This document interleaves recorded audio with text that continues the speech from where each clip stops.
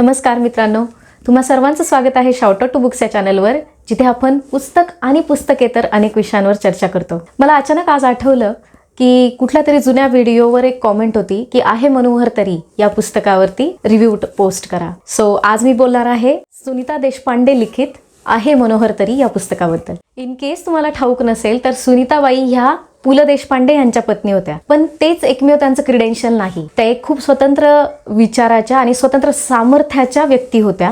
त्यांची अनेक पुस्तकं आहेत. त्यांचं जे कविताबद्दलचं प्रेम होतं, कवितांवरचं प्रेम होतं, ते खूप वाखाणण्याजोगं होतं. त्यांचा स्वतःचा साहित्याचा अभ्यास गाढा होता.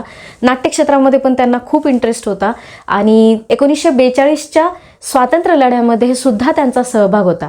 त्यांचं माहेरचं नाव सुनीता ठाकूर, त्यांचे वडील वकील होते आणि त्यांच्या ह्या पुस्तकामार्फत त्यांच्या नजरेतून स्वातंत्र्यापूर्वीचा भारत आणि स्वातंत्र्यानंतरचा काही काळाचा भारत, साहित्य क्षेत्रातल्या काही गोष्टी, नाट्यक्षेत्रातल्या काही गोष्टी, राजकारण त्यावेळेस, ह्या सगळ्या गोष्टींबद्दल छान या पुस्तकामध्ये त्यांच्या नजरेतून बघायला मिळतं आपल्याला. यातील सुनीताबाईंचे जे पुढारलेले विचार आहेत ते बघून वाचक चकित होतो. ते सुरुवातीलाच नमूद करतात या पुस्तकामध्ये की हे आत्मचरित्र नाहीये, कारण हा त्यांच्या आठवणींचा संग्रह आहे. मग त्यात अर्थातच पुलंच्या सोबत त्यांची ओळख कशी झाली, पुढे त्यांनी लग्न कसं केलं आणि पुलंचे जे मित्र होते, समजा कुमार गंधर्व झालं, वसंतराव देशपांडे झालं, ह्या लोकांसोबतचं जे सुनीताबाईंचं कनेक्शन होतं ते किती होलसम होतं, किती निर्मळ होतं, या सगळ्याचं वर्णन खूप छान आहे या पुस्तकामध्ये. मला तर ही कल्पनाच खूप छान वाटते की एवढी दिग्गज मंडळी, जे सुनीताबाई देशपांडे झालं, पु ल देशपांडे, पंडित भीमसेन जोशी, कुमार गंधर्व, वसंतराव देशपांडे यासारखी ग्रेट लोक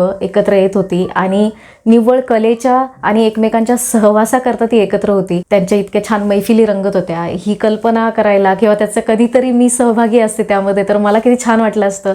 ही कल्पना करायला मला खूप आवडतं आणि या पुस्तकाच्या मार्फत ते सगळं जगता येतं. तुम्ही तो रानगाव्याचा विनोद ऐकला असेल, राईट, जो पुलंनी केलेला होता की एकदा पुलं, सुनीताबाई आणि वसंतराव एक कुठेतरी ट्रॅव्हल करत असतात आणि सुनीताबाई ड्राईव्ह करत असतात. समोर अचानक रानगवा येऊन उभा राहतो आणि आता तो रानगवा येणार आणि गाडीला धडक देणार अशी सिच्युएशन झालेली असते आणि सगळे लोक एकदम बघत असतात त्या रानगव्याकडं आणि अचानक हळूच वसंतराव म्हणतात पुलंना की लुक ही इज चार्जिंग. आणि एवढ्या टेन्शनफुल सिच्युएशनमध्ये सुद्धा पुलं हळूच म्हणतात बघ रानगव्याला कळू नये म्हणून वसंत इंग्लिशमध्ये बोलतोय. हा जो विनोद आहे ना, हा या पुस्तकामधला आहे. हा जो विनोद आहे ना तो आहे मनोहर तरी या पुस्तकातील आहे. त्या व्यतिरिक्त सुनीताबाईंच्या लहानपणी त्यांची एक आजी होती जिच्याकडे त्या राहायला जायच्या सुट्टीला आणि तिच्या घरामध्ये ना एक विहीर होती. त्या विहिरीच्या भोवती खूप सुंदर फुलझाडं होती आणि त्या सगळ्या अशा सुंदर त्या गोष्टींचं जे वर्णन केलेलं आहे ते खूप असं रंजक. सुनीताबाईंना जेव्हा पुलं मागणी घालतात त्यावेळी त्यांचे जे विचार आहेत लग्नाबद्दलचे ते सुद्धा खूप पुढारलेले आहेत, प्रोग्रेसिव्ह आहेत, थोडेसे आजच्या काळाला सुद्धा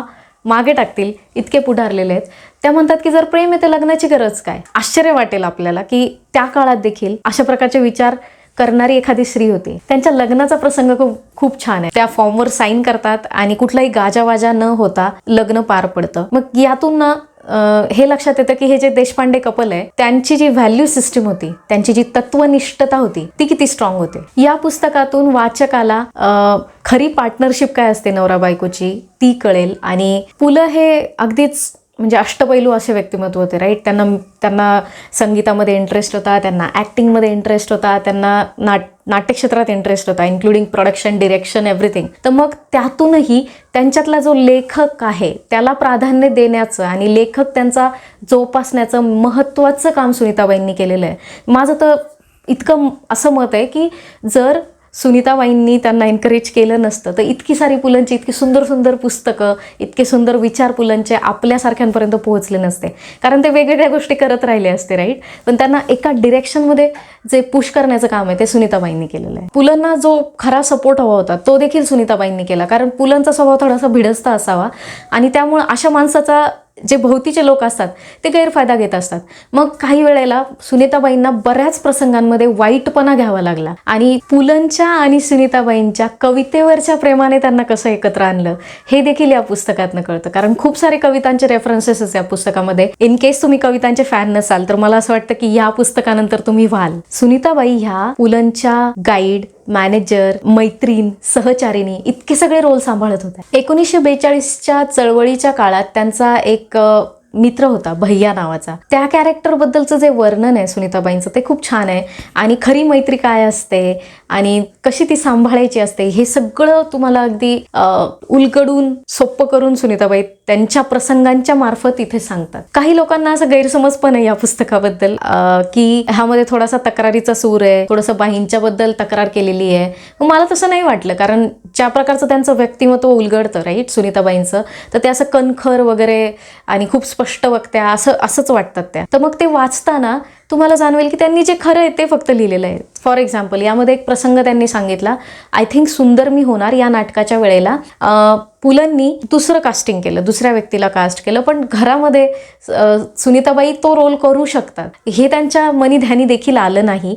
आणि ते आलं नाही याबद्दल साहजिकच आहे, कुणालाही वाईट वाटेल की जर त्या करू शकत होत्या एकदा एक ऑडिशनचा तरी चान्स त्यांना मिळायला हवा होता. यामध्ये वाईट काय, यामध्ये तक्रार नाही आहे, जे घडलं तेवढंच त्यांनी सांगितलेलं आहे. सो या पुस्तकाचा सूर अगदी तक्रारीचा वगैरे असं काही नाही आहे. मला एकदम स्ट्रेट फॉरवर्ड आणि छान खूप साऱ्या गोष्टी शिकण्याजोगं, तुमचं कवितांबद्दलचं प्रेम वृद्धिंगत करणारं असं हे पुस्तक वाटलं. माझ्या मते आहे मनोहर तरी इज अ मस्ट रीड आणि खूप खूप सुंदर पुस्तक आहे. त्या व्यतिरिक्त देखील काही सुनीताबाईंची पुस्तके तुम्ही नक्की एक्सप्लोर करा.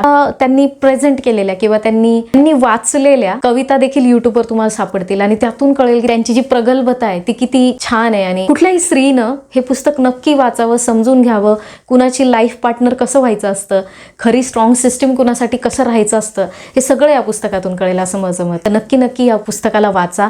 तुम्ही वाचलेलं असेल तर मला नक्की कॉमेंट सेक्शनमध्ये कळवा. या व्यतिरिक्त अजून काही पुस्तकं तुम्हाला रिव्ह्यूमध्ये हवी असतील ती देखील कॉमेंट सेक्शनमध्ये सांगा. सबस्क्राईब करायला विसरू नका शाउट आउट टू बुक्स या चॅनलला. शेवटपर्यंत बघितल्यासाठी खूप खूप धन्यवाद.